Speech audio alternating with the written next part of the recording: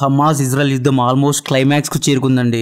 North Gaza పైన Hamas పూర్తిగా తమ కంట్రోల్ ను కోల్పోయింది. హమాస్ యొక్క ఎలీట్ కమాండో యూనిట్ అయిన నుక్బా కమాండో యూనిట్ లోని పెద్ద కమాండోస్ ను చంపేశాము అని ఇజ్రాయెల్ ఆర్మీ ప్రకటించింది. ఇజ్రాయెల్ ఆర్మీ ఇప్పుడు చాలా కాన్ఫిడెంట్ గా కనిపిస్తోంది. ఈ విషయాలను స్వయానా గాజా స్ట్రిప్ లో ఇజ్రాయెల్ ఆర్మీను లీడ్ చేస్తున్న లీడ్ కమాండో చెప్పారు. అంతేకాదు గాజా సిటీ దగ్గర ఉన్న ఒక బీచ్ లో ఇజ్రాయెల్ తమ జెండాను ఎగరవేసింది. ఈ యుద్ధాన్ని ఎండ్ చేయడానికి బీచెస్ ఆఫ్ గాజా కన్నా సిగ్నిఫికెంట్ ప్లేస్ లేదు కాబట్టి ఈ ఫైట్ ను బీచ్ దగ్గర ముగిస్తున్నాను అని ఐడిఎఫ్ ఆఫీసర్ చెప్పారు. హమాస్ మెయిన్ కమాండర్స్ అందరూ చనిపోయారు అని చెప్పి ఇజ్రాయెల్ జెండా ఎగరేసి సెల్యూట్ చేశాడు. తర్వాత అక్కడ ఉన్న సోల్జర్స్ అందరూ ఇజ్రాయెల్ యాంథమ్ ను పాడారు.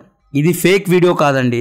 ఇదే వీడియోను హమాస్ ను రిప్రజెంట్ చేసే, హమాస్ కు సపోర్ట్ గా కథనాలు రాసే అల్ జజీరా కూడా పోస్ట్ చేసింది. గాజా గడ్డలో ఇజ్రాయెల్ జెండాను ఎగరేశారు. అయితే ఇలా జెండా ఎగరేయడాన్ని ఇజ్రాయెల్ డిఫెన్స్ అధికారులు తప్పుపట్టారు. ఇలా వేరే ఏరియాస్ లో జెండా ఎందుకు ఎగరేశారో ఎంక్వైరీ చేస్తాము అన్నారు. అయితే లేటెస్ట్ డెవలప్మెంట్ ఎక్కడ జరిగింది అంటే ఇజ్రాయెల్ హమాస్ యొక్క మెయిన్ కమాండోస్ ను ఎక్కడ చంపింది అన్న విషయాలు చెప్తా. ఇంతకు ముందు వీడియోస్ లో మనం చెప్పుకున్నాం. గాజా సిటీ సెంటర్ యొక్క అతిపెద్ద హాస్పిటల్ అయిన అల్ షిఫా హాస్పిటల్ కింద ఉన్న సొరంగాల్లో హమాస్ మెయిన్ కమాండింగ్ సెంటర్స్ ఉన్నాయి అనే విషయాలు చెప్పుకున్నాం. మొన్న ఇజ్రాయెల్ సైన్యం అల్ షిఫా హాస్పిటల్ కాంపౌండ్ లో ఉన్న హమాస్ ఇన్ఫ్రాస్ట్రక్చర్ ను గాజా సిటీ సెంటర్ లో ఉన్న హమాస్ కమాండింగ్ సెంటర్స్ పైన దాడి చేసింది. గ్రౌండ్ సోల్జర్స్ ఒక వైపు నుండి అటాక్ చేస్తే ఇజ్రాయెల్ ఎయిర్ ఫోర్స్ పై నుండి కవర్ చేసింది. ఇజ్రాయెల్ వార్ ట్యాంక్స్ విధ్వంసం చేశాయి. ఇజ్రాయెల్ బుల్డోజర్స్ సొరంగాలను తవ్వుతున్నాయి. ఈ ఫోటో చూడండి. ఈ ఫోటో అఫీషియల్ గా ఇజ్రాయెల్ డిఫెన్స్ ఫోర్స్ రిలీజ్ చేసింది. ఈ ఫోటోలో వైట్ కలర్ బార్డర్స్ తో కనిపిస్తున్న బిల్డింగ్స్ లో schools, medical clinics, hospitals and mask ఉన్నాయి. ఇక్కడ రెడ్ కలర్ లో హైలైట్ చేసి కనిపిస్తున్న ఏరియాస్ లో అంటే స్కూల్స్, మాస్క్ అండ్ హాస్పిటల్స్ పక్కనే చూడండి ఇక్కడ హమాస్ ట్రైనింగ్ సెంటర్ ఉంది. ఇక్కడ హమాస్ సీనియర్ ఆఫీసర్స్ యొక్క ఆఫీస్ ఉంది. దీని కిందనే హమాస్ బెటాలియన్ కమాండర్ సెంటర్ ఉంది. ఇక్కడ హమాస్ వెపన్ స్టోరేజ్ సైట్స్ ఉన్నాయి. రాకెట్స్ షేప్ లో ఉన్న లేబుల్స్ చూసారా? ఈ లేబుల్స్ కు అర్థం ఈ ఏరియాస్ నుండి హమాస్ ఇజ్రాయెల్ పైన రాకెట్స్ ను, మోటార్స్ ను ఫైర్ చేసింది అని. ఆశ్చర్యం కలిగించే విషయం ఏంటి అంటే ఒక రాకెట్ లాంచింగ్ సైట్ అయితే ఎగ్జాక్ట్ గా స్కూల్ యొక్క చిల్డ్రన్ ప్లే ఏరియాలో ఉంది. ఇక్కడ చూడండి రెసిడెన్షియల్ బిల్డింగ్స్ మధ్యలో రాకెట్ లాంచింగ్ ప్యాడ్స్ ఉన్నాయి. ఇక్కడ టన్నల్ లేబుల్స్ కనిపిస్తుంది కదా, ఈ పాయింట్స్ అనేవి టన్నల్ యొక్క ఎంట్రీ పాయింట్స్. హమాస్ స్ట్రాటజీ చూడండి. టన్నల్ ఎంట్రీ పాయింట్స్ ను ఎంత తెలివిగా ఎంచుకున్నారు. టన్నల్ ఎంట్రీ పాయింట్స్ అనేవి మాస్క్ పక్కన ఉన్నాయి. ఇక్కడ చూడండి ఒక టన్నల్ ఎంట్రీ పాయింట్ అయితే రెసిడెన్షియల్ బిల్డింగ్స్ మధ్యలో ఉంది. ఈ ఫోటో చూడండి. ఒక రెసిడెన్షియల్ బిల్డింగ్ లోపల చిల్డ్రన్ రూమ్ బెడ్ కింద, ఎగ్జాక్ట్ గా బెడ్ కింద టన్నల్ ఎంట్రీ పాయింట్ ఉంది. స్కూల్స్ లోపల AK-47 ను స్టోర్ చేశారు.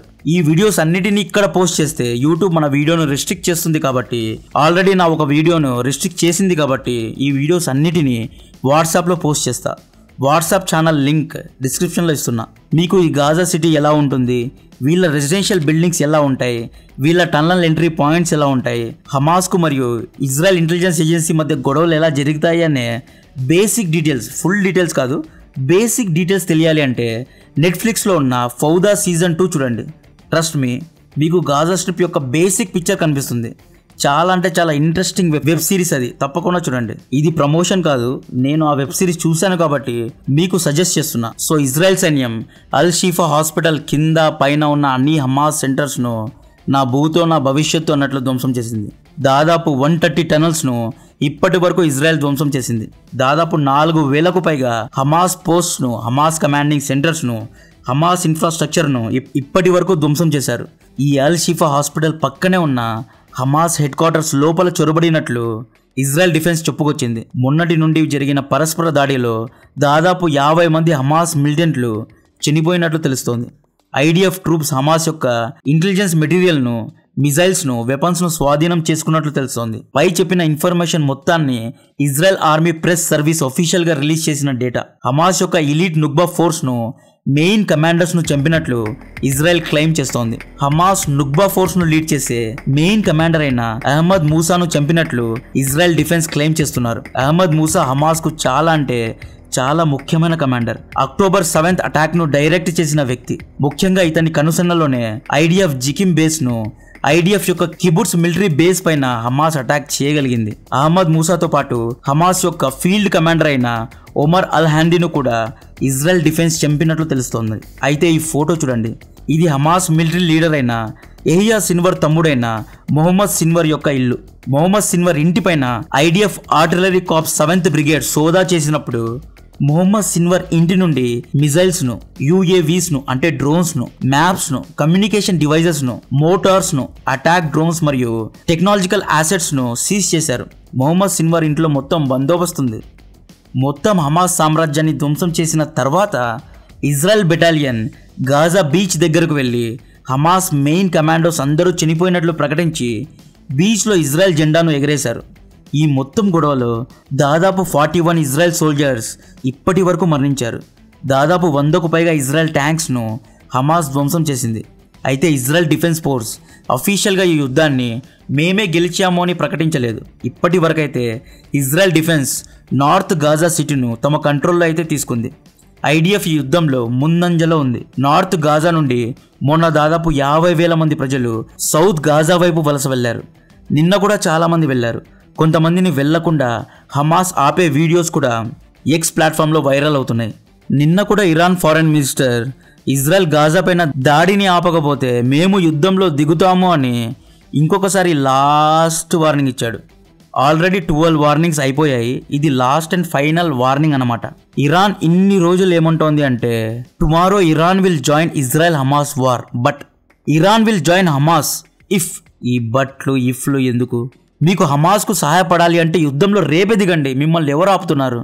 హమాస్కు సపోర్ట్ చేస్తున్న మానవతావాదులు తెలుసుకోవాల్సిన విషయం ఏంటి అంటే హమాస్ వల్ల ఇరాన్కు ఆర్థికంగా, ఇన్నోవేషన్ పరంగా లేదా స్ట్రాటజికల్గా ఎటువంటి లాభం లేదు. కాబట్టే ఇరాన్ యుద్ధంలో దిగడానికి 10 సార్లు ఆలోచిస్తోంది. జియో పాలిటిక్స్లో ఫ్రెండ్షిప్స్ అనేవి ఒక్క రోజులో లేదా 1 ఇయర్లో నిర్మితం అవ్వవు.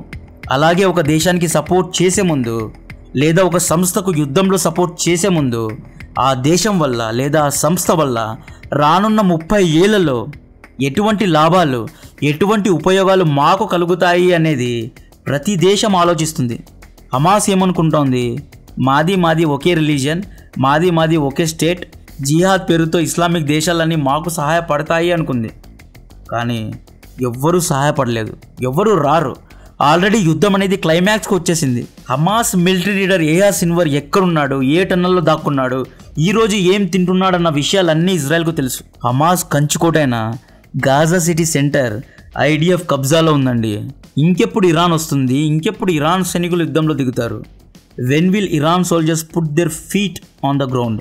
పాత తెలుగు సినిమాలో లాగా లాస్ట్ ఫైట్ అయిపోయిన తర్వాత పోలీసులు వచ్చినట్లు లాస్ట్లో ఇరాన్ సైనికులు వస్తారేమో తెలియదు. యుద్ధం అంటే ఈ రోజు ప్రకటించి రేపు యుద్ధంలో ఇరాన్ సైనికులు దిగడం కాదు. యుద్ధంలో లాజిస్టిక్స్ అనేవి కీ రోల్ను ప్లే చేస్తాయి. ఇరాన్ సైన్యానికి నిజంగా యుద్ధంలో దిగే ఉద్దేశం, ఇంటెంట్ ఉండి ఉంటే ఫస్ట్ ఇరాన్ మెడిటరేనియన్ సీలో తమ ఎయిర్ క్రాఫ్ట్ క్యారియర్స్ను లేదా వార్షిప్స్ను లేదా సబ్మరైన్స్ను దించి ఉండేది. తమకు సపోర్ట్గా రష్యానో లేదా చైనానో ఉంచుకుని ఉండేది. లెబనాన్లో వెపన్స్ను, అమ్యునేషన్స్ను స్టోర్ చేసి ఉండేది. తమ వార్ ట్యాంక్స్ను, లాజిస్టిక్స్ను గాజా స్ట్రిప్ బార్డర్ వరకు తీసుకువచ్చేది. తమ సోల్జర్స్ ఉండడానికి టెంట్స్ను, ఫుడ్ సప్లైస్ను గాజా స్ట్రిప్ బార్డర్స్ దగ్గర అరేంజ్ చేసి ఉండేది. ఒక 1 month వరకు యుద్ధానికి కావాల్సిన వెపన్స్ను, అమ్యునేషన్స్ను అరేంజ్ చేసుకుని ఉండేది. ఇరాన్ ఒకవేళ ఇజ్రాయెల్తో యుద్ధం చేస్తే యుద్ధం చాలా ఏళ్లు కొనసాగే ప్రమాదం ఉంది. కాబట్టి ఇరాన్ తమ భద్రతను టైట్ చేసి ఉండేది. ఇంటర్నల్ శత్రువుల ద్వారా వచ్చే థ్రెట్స్ ను అరెస్ట్ చేసి ఉండేది. తమ ఇంటర్నల్ బార్డర్స్ ను సెక్యూర్ చేసి ఉండేది. ఇన్ని చేసుకొని అన్ని చూసుకునే యుద్ధంలో దిగాలి.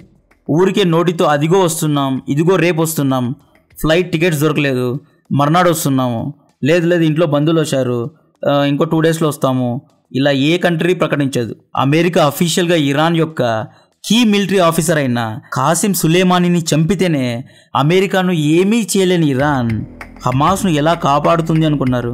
ఇరాన్ పెద్ద పోటుగాడే అయితే ఖాసిం సులేమానీని చంపిన తర్వాతే అమెరికా పైన ఒక యాక్షన్ తీసుకుని ఉండాలి. ఖాసిం సులేమానీ ఎవరు?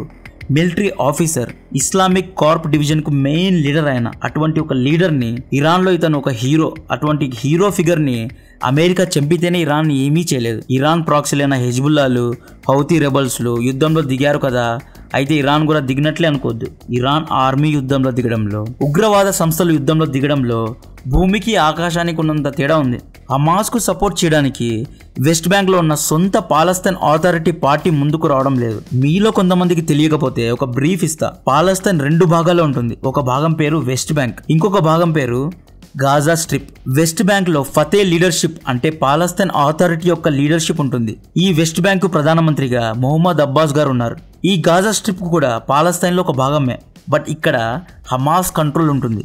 ఈ హమాస్ పొలిటికల్ పార్టీకు లీడర్ ఎవరో తెలుసు కదా, అతనే ఖతార్లో కూర్చున్నాడు కదా, ఇస్మాయిల్ హనయ్యాయే ఈ పొలిటికల్ పార్టీకు లీడర్. సో గాజా స్ట్రిప్ లో ఉన్న హమాస్కు సపోర్ట్ చేయడానికి పక్కన ఉన్న వెస్ట్ బ్యాంక్ పొలిటికల్ పార్టీసే రావడం లేదు. నీకు సహాయం చేయడానికి నీ పక్కింటోడే రావడం లేదు అంటే నీ మంచితనం గురించి ఒక క్లారిటీ వచ్చి ఉండాలి. ఇరాన్ ఏమనుకుంటుంది, మేము యుద్ధంలో దిగితే మిడిల్ ఈస్ట్ అనేది అన్స్టేబుల్ అవుతుంది అనుకుంటోంది. ఇరాన్ యుద్ధంలో దిగితే మిడిల్ ఈస్ట్ అన్స్టేబుల్ అవ్వదు. హమాస్ తో పాటు ఇరాన్ ఫైల్ కూడా క్లోజ్ అవుతుంది. సౌదీ, యుఏఈ మరియు మిగతా సున్నీ గల్ఫ్ దేశాలకు షియా ఇరాన్ దేశం పెద్ద తలనొప్పిలాగా 1979 నుండి మారింది. హమాస్ పంపిన హౌతీ రెబల్స్ ఎవరు, వీళ్ళ బ్యాక్గ్రౌండ్ ఏంటో తెలుసా? ఈ హౌతీ రెబల్స్ అనేవారు యమన్లో సౌదీ అరేబియా ఆర్మీకు అగేన్స్ట్ గా వ్యతిరేకంగా యుద్ధం చేస్తున్నారు. గత 10 ఏళ్ల నుండి యమన్లో సివిల్ వార్ జరుగుతోంది. మే 2022లో ఈ same Houthi rebels Saudi Arabia యొక్క ముఖ్యమైన కంపెనీ అయిన Saudi Aramco Jeddah oil depot పైన రాకెట్ అండ్ డ్రోన్ అటాక్స్ చేశారు. సౌదీ అరామ్కో అనేది సౌదీ అరేబియాలో ముఖ్యమైన కంపెనీ అండి. అటువంటి హౌతీ రెబల్స్ హమాస్ కి ఇప్పుడు సపోర్ట్ చేస్తున్నారు. యాజ్ పర్ లాజిక్ గా చూస్తే సౌదీ అరేబియా ఇజ్రాయెల్ కు సపోర్ట్ చేయాలి. సిరియా, లెబనాన్ తమ ప్రయత్నం చేస్తున్నారు. రాకెట్స్ ని, డ్రోన్స్ ని పంపుతున్నారు. బట్ వీరి వల్ల ఎటువంటి ఉపయోగం లేదు. ఇవి స్ట్రాంగెస్ట్ కంట్రీస్ కాదు. ఇది ఆల్రెడీ అన్స్టేబుల్ అయిన కంట్రీస్. యుద్ధంలో ఇరుక్కొని యుద్ధంలో సర్వనాశనమైన దేశాలే సిరియా, లెబనాన్ వల్ల ఎటువంటి ఉపయోగం హమాస్కు ఉండదు. నిన్న లెబనాన్ యొక్క 3 ఎయిర్ క్రాఫ్ట్స్ ఇజ్రాయెల్లో చొరబడ్డాయి. బట్ వీటిని ఐడిఎఫ్ డిటెక్ట్ చేసింది. మొన్న సిరియా డ్రోన్ ఇజ్రాయెల్ యొక్క ఇలియాత్ ఏరియాలో ఒక స్కూల్ పైన అటాక్ చేసింది. ఈ డ్రోన్స్ తో అటాక్ చేయడు, రాకెట్స్ తో అటాక్ చేస్తే ఇజ్రాయెల్కు ఎటువంటి ప్రాబ్లం ఉండదు. ఇజ్రాయెల్ని ఓడించలేరు. ఇటువంటి అటాక్స్ వల్ల ఇజ్రాయెల్ ఓడిపోదు. ఇజ్రాయెల్ని ఓడించాలి అంటే కోఆర్డినేటెడ్ గా పని చేయాలి, వార్ ప్లాన్స్ వేయాలి, జియో పాలిటిక్స్ లో ప్రెజర్ తీసుకురావాలి, డిప్లొమాటిక్ ప్రెజర్ వేయాలి. ఇజ్రాయెల్ని ఓడించాలి అంటే అరబ్ దేశాలన్నీ ఆయిల్ ప్రొడక్షన్ ఆపేయండి. ఆయిల్ ప్రైజెస్ పెరిగితే ఆటోమేటిక్గా ఇజ్రాయెల్ పైన ఒత్తిడి పెరుగుతుంది. బట్ ఈ దేశాలకి యాక్చువల్లీ కావాల్సింది హమాస్ నాశనం అవ్వడమే. సౌదీ, యుఏఈ, కువైట్ ఈ దేశాలన్నీ రాజులు పాలించే, షేకులు పాలించే దేశాలు. షేకులకి రెబల్స్ అంటే ఇష్టం లేదు. ఇది జాగ్రత్తగా అందరూ గ్రహించాలి. మొదటగా అరబ్ దేశాల్లో యూనిటీ లేదు. ఫస్ట్ వీళ్ళకే ఒక క్లారిటీ లేదు. యమన్లో, సిరియాలో, బెహ్రీన్లో సౌదీ, ఇరాన్ ప్రాక్సీ యుద్ధాలు చేసుకుంటున్నాయి. ఇరాన్తో న్యూక్లియర్ వెపన్స్ ఉండడం సౌదీకు ఇష్టం లేదు. మక్కా మదీనాను సౌదీ మేనేజ్ చేయడం ఇరాన్కు ఇష్టం లేదు. షియా, సున్నీ కాకుండా మేము టర్క్ ముస్లిమ్స్ అని ఇంకొక క్యాండిడేట్ వస్తుంది. ఆ క్యాండిడేట్ పేరు తుర్కియా. షియా ముస్లిమ్స్, సున్నీ ముస్లిమ్స్, టర్క్ ముస్లిమ్స్ ఇలా ఈ ముగ్గురు అరబ్ ప్రపంచాన్ని పాలించాలి అని కలలు కంటున్నారు. వీళ్ళకే క్లారిటీ లేదు. వీటన్నిటి మధ్యలో కుదరత్ కే నిజాం, ఉగ్రవాదులకు ఓయో రూమ్, పాకిస్తాన్ ఇంకొక విచిత్రం, అది ఇంకొక దరిద్రం. పాకిస్తాన్ ఏమనుకుంటుంది, అల్లా వైపు డైలీ చూసి ఆ కుదరత్ కా నిజాం న్యూజిలాండ్ని ఓడిస్తుంది, మేము సెమీఫైనల్స్కు వెళ్తాము అనుకుంటారు. రియాలిటీ వేరు. వీళ్ళు రియాలిటీలో ఎప్పుడూ ఉండరు. పాకిస్తాన్ అల్లాను ప్రే చేసి, అల్లా రేపు మాకు $3 బిలియన్ ఇవ్వు అంటుంది. అల్లా ఇవ్వడు. కష్టపడకుండా ఏ దేవుడు డబ్బులు ఇవ్వడయ్యా. ఇలా పాకిస్తాన్ గాల్లో కలలు కంటూ ఉంటుంది. సో యుద్ధం క్లైమాక్స్ చేరుకుంది. రానున్న వార్ డెవలప్మెంట్స్ గురించి, వార్ అప్డేట్స్ గురించి మీకు అప్డేట్ చేస్తూ ఉంటా. నా course how to research and earn money అనేది ఆల్రెడీ లైవ్లో ఉంది. కోర్స్ యొక్క లింక్ డిస్క్రిప్షన్లో ఇస్తున్నా. లింక్ క్లిక్ చేసి కోర్స్ను అవైల్ చేయండి. ఫ్రీ బుక్స్ను కూడా దాంట్లో అప్లోడ్ చేశాను. స్టోరీ ఎలా రాయాలి, ఒక కంటెంట్ను ఎలా రాయాలి, ఎలా డబ్బులు సంపాదించాలి, ఎలా థింక్ చేయాలి, మన బ్రెయిన్ను ఎలా బ్రెయిన్ స్టార్మ్ చేయాలి, ఇంట్రెస్ట్ ఉంటే కోర్సును అవైల్ చేసుకోండి.